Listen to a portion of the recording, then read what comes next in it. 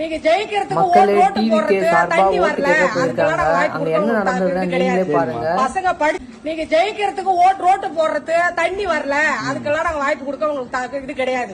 பசங்க படிச்சுட்டு இருக்கிறானுங்களா அவனுல வந்து ஒரு கம்பெனி மூலியமா எடுத்துக்குங்க, அவனுக்கு ஒரு தகுதியை கொடுங்க, அவனுல உருவாக்குங்க. இப்ப எங்களுடைய வாய்ப்பெல்லாம் முடிஞ்சு போச்சு.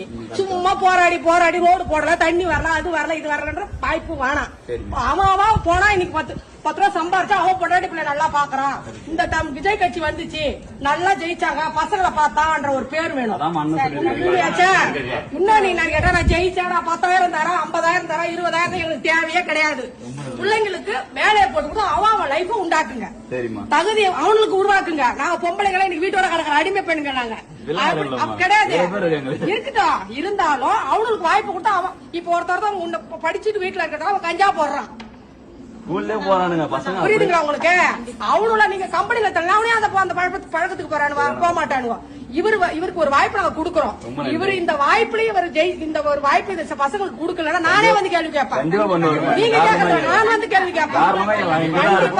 எங்க வீட்டுல 10 ஓட்டு இருக்குறா, 10 ஓட்டு போடுவா, 10 ஓட்டுல ஜெயிச்சு நான் ஒன்னும் சட்டை பிடிச்சி கேட்க வேண்டிய கேள்வி உரிமை எனக்கு உண்டு. தெரிஞ்சுக்க கண்டிப்பா கண்டிப்பா. எவ்வளவு கரெக்டா சொல்றாங்க பாத்தீங்களா?